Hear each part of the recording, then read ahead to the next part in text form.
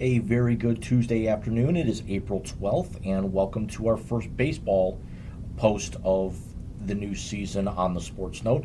A little bit of background. I know I haven't been around for a couple of weeks. Right after my last post, which was the St. Peter's Shocker in the NCAA tournament, I got sick with a very, very violent strain of the flu that basically mimicked COVID. Basically, you would have, if you would have caught it, you would have thought you would have had COVID because it renders you so congested in your chest that you can't really taste anything because you're coughing up constantly. And then you're so congested in your face that you have to almost breathe through your mouth so you can't really smell anything. It lasts for about 2 days, but here it is still 10 days later, and I'm actually still hacking up a lung because now my lungs are all dried out.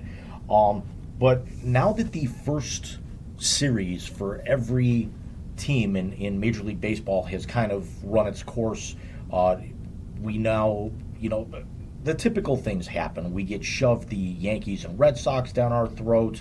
The White Sox jump out, early in their division. The Astros kind of jump on top early. Oakland kind of, goes middle of the road. We get the Cardinals and the Cubs jumping out early. The Diamondbacks still stink. The Padres always jump out early.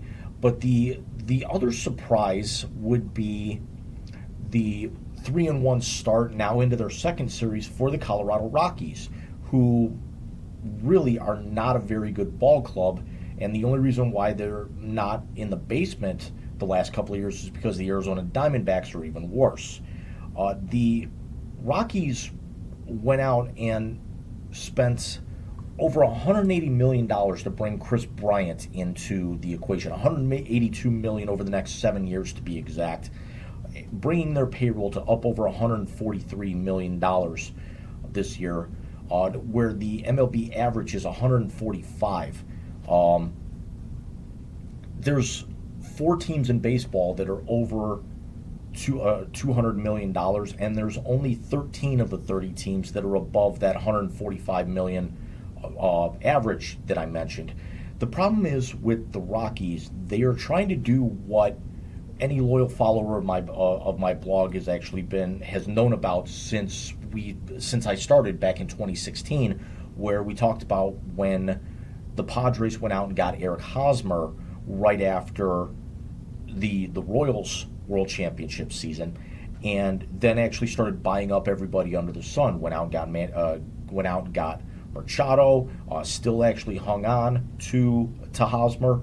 Went out and bought other guys, naturally developed from within. And last year, even though they finished 4 games under 500, we're the most entertaining team in baseball to watch, with the fact that everyone kind of dubbed them Slam Diego. This year, the Padres should be much better. The problem is they're still chasing the Dodgers and the Giants, and the Dodgers just a year and a half removed from a World Series championship, their first in several decades. You can also never count the Giants out.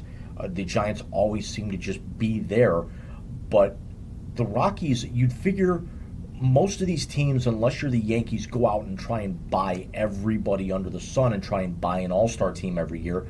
Even the Red Sox try and build somewhat from within. We saw that with some of their championship teams, with guys like Pedroia, guys with Jacoby Ellsbury. For the most part, Big Papi was a homegrown talent for them, at least through their heyday, and actually still continued the wave.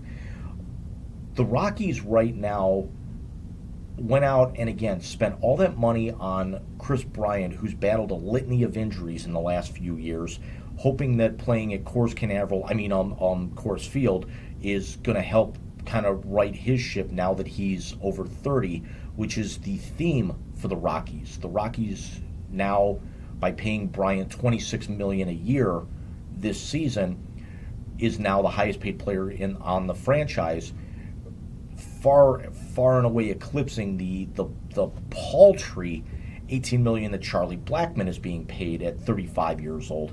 And the interesting thing about Blackmon is that he's got a 2-year player option, which you don't see a whole lot of teams kind of doing right now. That's how valuable he is to this franchise. He's currently on a player option this year, and he also has a player option for 2023. that's all well and dandy.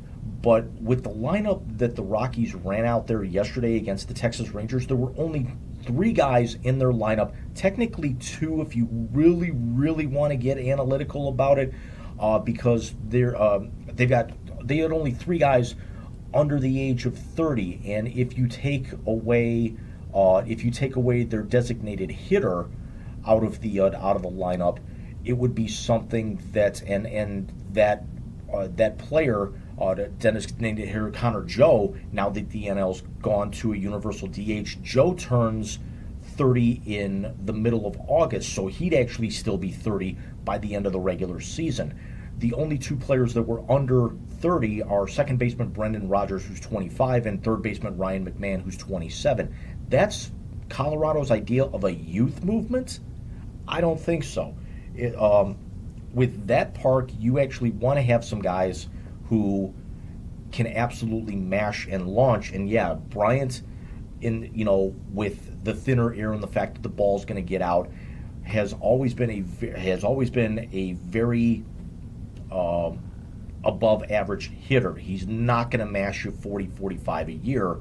That's basically what they're paying Charlie Blackmon to do, because remember, Blackmon's been in the home run derby a couple of years now. But this is, whereas most teams try and actually mix up some vets and some youth, they try to load up on their youth and hope that they kind of develop and then maybe sprinkle in some veterans. Colorado's trying to go the opposite, and it's not going to work out nearly as well as anybody thinks. Chris Bryant's changed his scenery. Now he's actually on his third team within the last 18 months, starting off with the Cubs last year, getting traded at the deadline for a 2-month rental for the Giants, and now is staying in the same division, signing that long-term deal with the Rockies. Anytime that the Chicago Cubs can get stripped down and basically be bottom feeders is a very good thing, because after all, they are the lovable losers. And those few years where they won a World Series over my hometown Indians, now Guardians, which is still very strange to speak of, even though they ended up scoring 27 runs over the last 2 days against the Kansas City Royals. And yes, it is the Royals, but still, you put up 27 runs over 2 days. You're obviously doing something right with as much young talent as they have. That's the kind of model that the Rockies should be going at, even though that the Guardians are in the bottom third of payroll, and I think they might even be like third lowest payroll in all of baseball.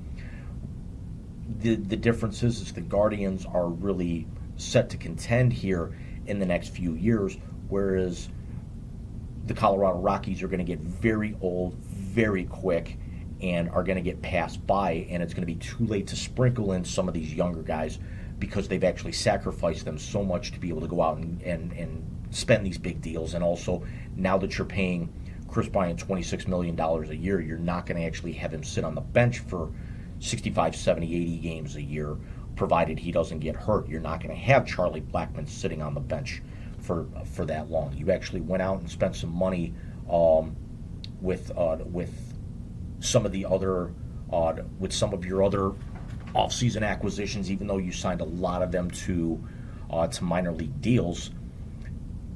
Some of those guys may end up coming up, but they're still not going to be able to contribute right away, because you're still going to actually be paying and playing a lot of these veterans ahead of them, which is going to stunt their growth. How's the old adage goes? You get better by playing against high quality talent. Players, and I'm going to steal the line straight from professional wrestler CM Punk that he made years ago, is that, especially on the Cole Cabana podcast, is that you get better by playing against the pros. The players in the NHL need to play in the NHL. They're not going to be able to go in and contribute if they're going to spend their entire career in the AHL. You're not going to have guys in the minors 6, 7, 8 years who are going to come in and make an immediate impact. You need to kind of throw these guys into the deep end with your minor league system, get them wet, so this way when they're up, the show is not that big for them. Sprinkle them out a little bit. You actually now, with the collective bargaining agreement, have the waiver changes. Although really, that's one of the rule changes that was put in. I'd still would like to see the pitch clock. The robot umpires, we figure, are probably not that far away.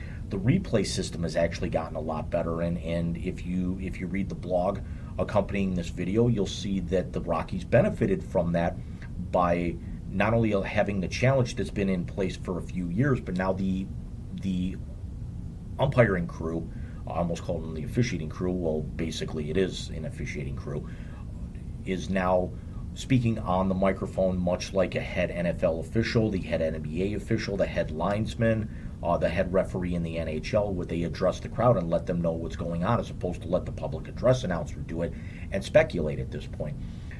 They benefited from a call last night that helped them preserve a win over the Rangers in the Rangers home opener. And anytime you can spoil a team's home opener, you got to be doing something right, and it might be one of the few things that the Rockies have the ability to hang their hats on this year. But let me know what you guys think in the comments below. Mike Martinez and I should be doing another Wise Guy Sports Show, considering we missed out on March with me being sick and then other things that came up.